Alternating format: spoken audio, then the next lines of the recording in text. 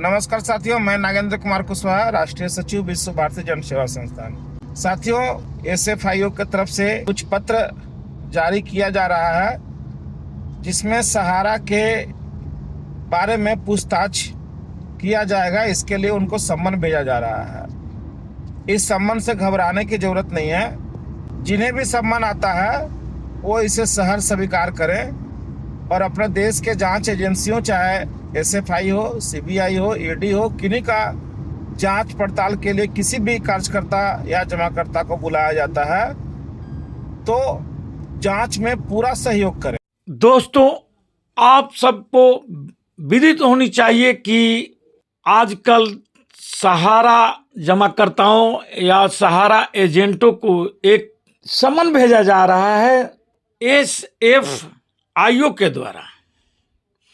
यह वह संस्था है जो 2013 में भारत सरकार ने गठन किया था, जो कि बड़े फ्रॉड किसी कंपनी के द्वारा, जो कंपनी एक्ट में के द्वारा रजिस्टर्ड कराया गया हो और वह कोई गंभीर धोखाधड़ी करता है, उसकी जांच के लिए यह एसएफआईओ का स्थापना की गई थी। यह कॉर्पोरेट मामले के मंत्रालय के तहत एक बहु अनुशासनात्मक संगठन है जिसमें पता लगाने और मुकदमा चलाने के लिए अकाउंटेंसी, फ्रांसेंसिक, ऑडिटिंग, बैंकिंग, कानून, सूचना प्रौद्योगिकी, जांच, कंपनी कानून, पूंजी बाजार और कराधान आदि के क्षेत्र के विशेषज्ञ इसमें शामिल होते हैं। यह सफेदपोश अपराधी जैसे सहारा के लोग हैं, पीएसएल के हैं, या और भी बहुत सी ऐसी चिट फंड कंपनियां हैं जिन पर धोखाधड़ी कर मुकदमा चलाने की सिफारिश यह संस्था करती है। जांच इन्हें सौंपी जाती है ताकि यह पता लगावे कि किस ढंग की कहां कैसे फ्रॉड किया गया है, और इसी के संदर्भ में शायद केंद्र सरकार की अब नींद जगी टूटी है, जब सहारा प्रमुख का डेथ हो चुका है।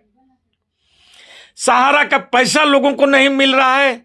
रोज कोई ना कोई भ्रामक बातें फैलाई जाती है सेबी कर्जालय के द्वारा कि 10,000 से 50,000 रुपया दिया जा रहा है, लेकिन जो लोग 1.25 करोड़ से ऊपर लोग जो फाइलें अपनी सीआरसी में जमा किए हैं, उनका भी अभी पूरा पैसा प्राप्त नहीं हुआ है।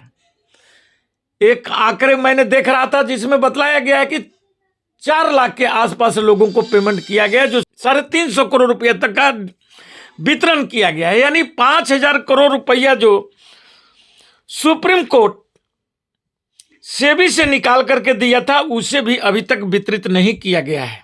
सरकार समय समय पर आकर के आश्वासनें जरूर देती है, लेकिन जनता की काम नहीं कर रही है। अब एक नया मुद्दा छोड़ा गया है, एसएफ है, जो कुछ लोगों के पास समन के रूप में आया भी है, उनसे पूछताछ करने के लिए भी आया है, और इसके संबंध में कुछ लोगों का फोन भी आया और वे लोग जानना चाहते थे। वे घबराए हुए भी थे कि ऐसा क्या ये संबंध है। लेकिन मैं उन लोगों को भी बतला देना चाहता हूं कि इससे आपको घबराने की कोई जरूरत नहीं है, बल्कि इस पर आप पूरी तैयारी करिए कि आपके साथ किस किस ढंग से कैसे घटना हुई थी, कौन कौन से लोग आपके पास आकर के और सहारा में इन्वेस्ट करने के लिए बोले थे, और किस कर्जालय में जाकर के आप जमा किए थे, आपका कितने पैसे जमा है। इन तमाम चीजों का आप एक लिस्ट बना करके और इस कर्जालय को या जहां ये लोग बुलाते हैं वहां जाकर के आप दीजिए। इनका 5 कर्जालय है पूरे भारत में। एफएसआईओ का जो मुख्यालय नई दिल्ली में है, और इनका 5 क्षेत्रीय और भी एक कार्यालय मुंबई, नई दिल्ली, चेन्नई, हैदराबाद और कोलकाता में भी। जिस जगह से भी आपको नोटिस आती है आप वहां जरूर जाइए और अपने पक्ष को रखिए। इसमें घबराने की कोई बात नहीं है। यदि आप लोगों को समझ में नहीं आता है तो आप अन्य संस्थाएं से या हमारी संस्थाएं, बसेरा स्वयंसेवी संस्था है, उनसे भी कांटेक्ट करके, हमारे नंबर पर भी कांटेक्ट करके आप जानकारियां ले सकते हैं और पूरे आत्मबल के साथ अपनी बातें को वहां पर रखें। अगर जरूरत पड़े तो अधिवक्ताओं की राय भी लें और इसकी डटकर सामना करें। हो सकता है कि कहीं कोई और संस्थाएं केंद्र सरकार न ले, सुप्रीम कोर्ट ही इस पर विस्तृत जांच बैठा दे और कहीं ना कहीं पैसा आपकी हमारी पैसा मिलने का मार्ग प्रशस्त हो सके। इस कंपनी की कुछ विशेषताएं भी आपको हम बतला देना चाहता हूं अपने वीडियो के माध्यम से, जहां सरकार इस मामले की जांच कराना चाह रही है। यह कंपनी अधिनियम 2013 की धारा 208 के तहत रजिस्ट्रार या निरीक्षक की रिपोर्ट प्राप्त होने पर, दूसरा कंपनी के द्वारा पारित एक विशेष प्रस्ताव की सूचना पर इस मामले की जांच की आवश्यकता होती है। तीसरा, जनहित में, जनता के हित में या केंद्र सरकार या राज्य सरकार के किसी विभाग के अनुरोध पर भी यह संस्थाएं कार्य करती है। और चौथा है, SFIO का नेतृत्व भारत सरकार के सचिव के जो पद पर होते हैं, निदेशक के रूप में होते हैं। इनके साथ में और भी अतिरिक्त निदेशक, संयुक्त निदेशक, उप निदेशक, वरिष्ठ सहायक निदेशक, सहायक निदेशक, अभियोजकों तथा अन्य सचिव कर्मचारियों द्वारा भी यह सहायता प्रदान कराती है। अब आपको देखना है अपने संबंध में कि यह किनके द्वारा आया है और उस जगह पर, उनके बुलाए स्थान पर जाकर के आप अपनी बातें रखें और विस्तृत बात रखें। इसी संबंध में विश्व भारती जन सेवा संस्थान के सचिव नगेंद्र कुशवाहा जी ने भी एक वीडियो वायरल किया है। उनका भी एक वीडियो चल रहा है जिसे मैं आपको सुनाने जा रहा हूं। आप भी देखिए उसे और समझिए हुए क्या कहना चाहते हैं। जरूरत पड़ती है तो इनसे भी आप लोग राय लें, क्योंकि ये सहारा जमाकर्ताओं के पक्ष में लड़ाई लड़ रहे हैं और तन मन धन से लड़ रहे हैं। और ऐसे लोगों की आज समाज में जरूरत भी है, क्योंकि आज लोगों के पास समय नहीं है, वक्त नहीं है और उनका पैसा फंसा हुआ है। इसलिए आइए हम अब आपको आगे का वीडियो दिखाते हैं।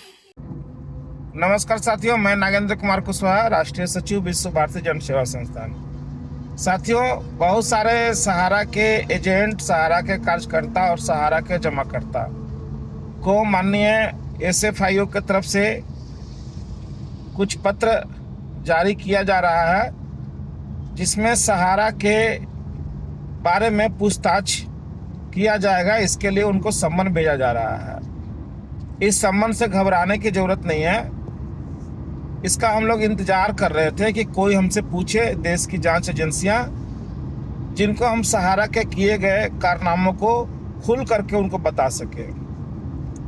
जिन्हें भी सम्मान आता है वो इसे सहर्ष स्वीकार करें और अपने देश के जांच एजेंसियों, चाहे SFI हो, CBI हो, ED हो, किन्हीं का जांच पड़ताल के लिए किसी भी कार्यकर्ता या जमाकर्ता को बुलाया जाता है तो जांच में पूरा सहयोग करें। इससे घबराने की जरूरत नहीं है। बहुत सारे साथियों का मुझे आज फोन आया है कि सर हम लोगों को सम्मान आया है। एक खुशी की बात है कि जा कर के एक अच्छा पटल पे जा कर के हमें हमारी बात कहने का मौका मिलेगा। जांच एजेंसियां यही ना पूछताछ करेगी कि आपने कन्वर्जन किया कि नहीं किया, किस तरह से सहारा में काम होता था, आदि आदि। तो सही बात बताने में डर किस बात का है? तो इससे घबराना नहीं है। अगर किन्हीं को सम्मान आता है और किसी भी तरह का उनको कानूनी जानकारी चाहिए, कानूनी मदद चाहिए, विश्व भारती जन सेवा संस्थान आपके साथ खड़ा है। विश्व भारती जन सेवा संस्थान के लीगल टीम आपके साथ खड़ा है।